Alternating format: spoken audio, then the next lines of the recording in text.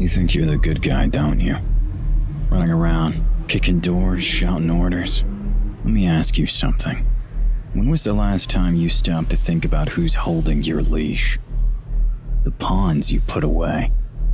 They're nothing compared to the shadows behind your badge, your paycheck.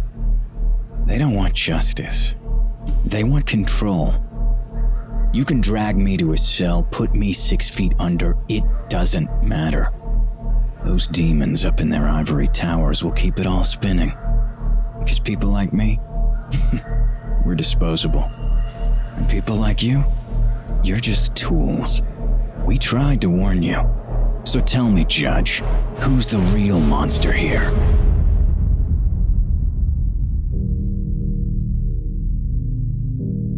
In the world of Ready or Not, evil isn't just confined to the criminals we face. It's a pervasive, suffocating force that infects every layer of the society of Los Sueños, feeding off the weakest and most vulnerable. We hunt human traffickers, terrorists, and cartels, but it's clear that the horrors we encounter are just a small glimpse into a much darker reality. Behind every arrest, there's an unseen hand, guiding, manipulating, and pulling the strings of not just the criminals, but the very systems meant to protect us, and the very systems that we are a part of. D-Platoon, Judge, they're just pawns in a game controlled by a greater unknowable force. A force that we can't really see, or at least rarely see, but whose presence is felt in every corrupt decision, every morally compromised action. In this dystopian world, the line between justice and corruption becomes blurred. And at some points, this starts to feel less like a game, and more like it's a reflection of something far more sinister. A mirror to a reality that nobody wants to admit exists. And that is this: the monsters we face in the real world aren't just in the shadows. They walk among us, inside institutions that we're supposed to trust, and they're shielded by a world too afraid to confront the truth. Ready or Not isn't just a fictional dystopia. Like Cyberpunk, it's a warning. A light shining into the darkest corners of human nature, revealing a truth too terrifying to ignore. The evil that we just scratched the surface of in this game is not confined to just fiction. And the reality it exposes is one we are all unprepared to accept.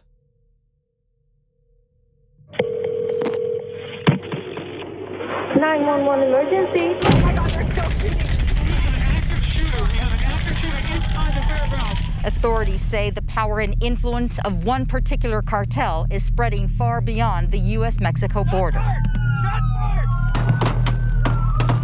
And human trafficking generates more than $150 billion in illegal profits each year.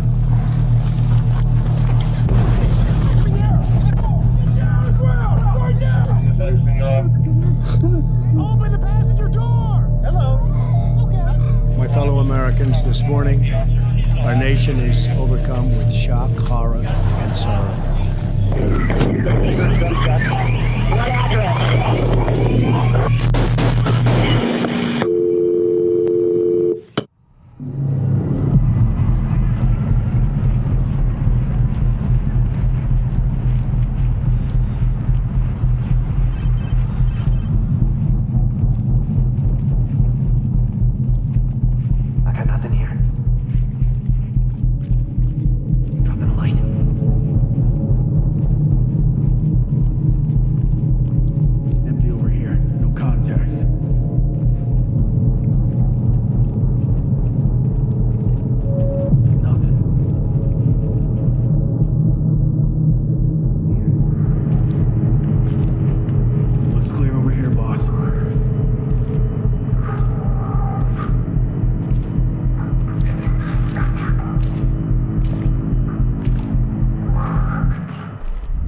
These missions often hit way too close to home.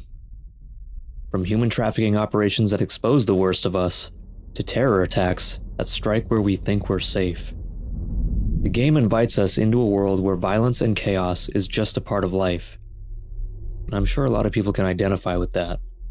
And as you step into these missions, you begin to realize how carefully these events mirror the world we live in. Cartels, underground syndicates, and broken systems. It's disturbing because it's real. The fear these missions evoke is not that of a cheesy, scary movie, but one rooted in the truth we all wish wasn't out there. The cold, harsh reality that sometimes the worst things can happen just around the corner.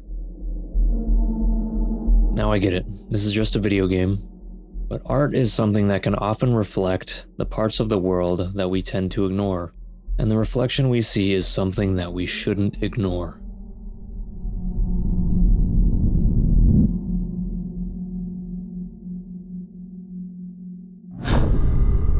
As you delve deeper into this world, it becomes clear that the truth is more twisted than anyone could have imagined. Crime doesn't just happen. It's allowed to thrive, perhaps even facilitated by those in power. Shadowy figures, an organization known as the Spider, pull the strings, weaving a web of corruption that stretches far beyond what we can even see in-game. Even the very institutions that we serve as D-Platoon are implicated. In the midst of its opposition stands Gerard Scott, a man whose mind has been shattered by the weight of his beliefs. Though many dismiss him as crazy, his words carry an unsettling idea. He's convinced that the USIA, an analog to the CIA, is conducting mind control experiments. Experiments that he believes have ensnared you, the player, or Judge.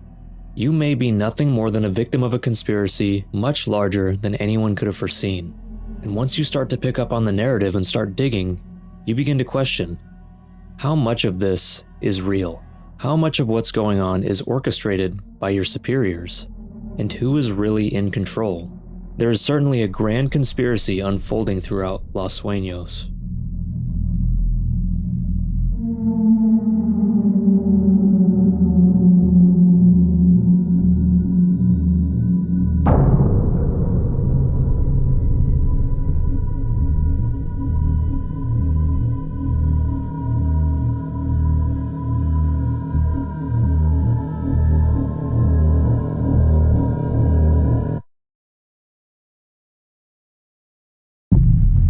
But it's not until you discover the container at Port Hoken that the conspiracy starts to bleed into reality.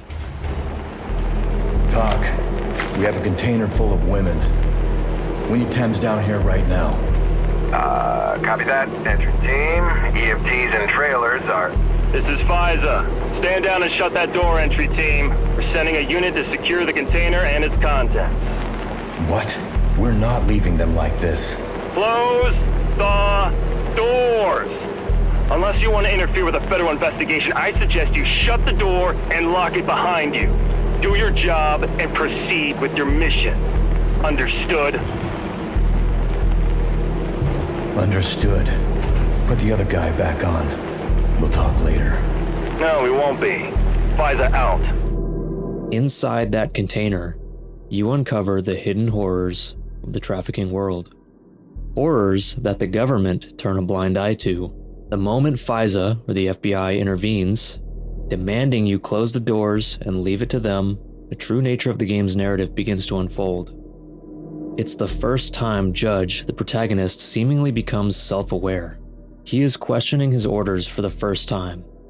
It is here when the narrative character of Judge separates from the player pawn that he was meant to be. Now, Gerard is crazy, but he has always had a specific purpose to his actions. Every word he speaks is a carefully crafted clue, a way to bring Judge closer to understanding who he truly is and what he's been manipulated into becoming. Through his fragmented ramblings, Gerard suggests that Judge is a potential candidate for something much darker, something far more dangerous. Judge will come here. You have to. It has to be here. I've seen his training, his methods. I know what kind of man he is. Part of the cycle, just like me. In a never-ending game. I'll show him when he gets here. Show him that he's the same puppet as me. Trapped in the same sick play. The Mariposa Lily organization, or the MLO, is a paramilitary group likely made up of mind-controlled former SWAT and military officers that may be grooming him for a role that they've already decided for him. And Gerard is the one trying to make him see it. And to him, the ends justify the means. But doesn't that sound familiar? The CIA is no stranger to mind control operations, and they're certainly no stranger to lying about every conceivable thing there is to lie about. The game strongly hints at the involvement of the government and the elite in the escalating criminal chaos that has overtaken Los Sueños. The elite, the agencies meant to protect the public, they are complicit in the horrors unfolding around them, playing a role in the corruption and violence that runs rampant throughout the streets. And as players are forced to confront that truth, it raises an unsettling question for us, the audience. How real is this scenario? In our own world, where crime is worsening by the day, and the systems that should protect us seem increasingly ineffectual, how much of this could truly be a mirror of reality? Could there be a hidden hand at work, one that shapes the chaos for their own gain, while the rest of us remain oblivious, trapped in a world that is falling apart? Just ask yourself, who stands to gain the most from chaos? The world within this game is one of unrelenting depravity, a grim reflection of humanity's darkest impulses. The streets are filled with the broken, the forgotten, and the wicked, where morality is blurred and justice seems like a distant, unreachable ideal even amidst all of the door-kicking and apprehending we do. It's a world so consumed by evil that it's hard to tell who the real monsters are. The criminals, or the system that made them what they are and allows them to thrive. Or perhaps it's us, carrying on a vicious cycle of natural selection, taking out only those who make these organizations weaker. In the end, when you start digging, this game is truly thought-provoking. And I feel like it encourages us to confront that reflection of the real world, an unfiltered showcase of the worst that humanity has to offer. If you haven't yet played Ready or Not, I strongly recommend that you do. And when you do, take a look around.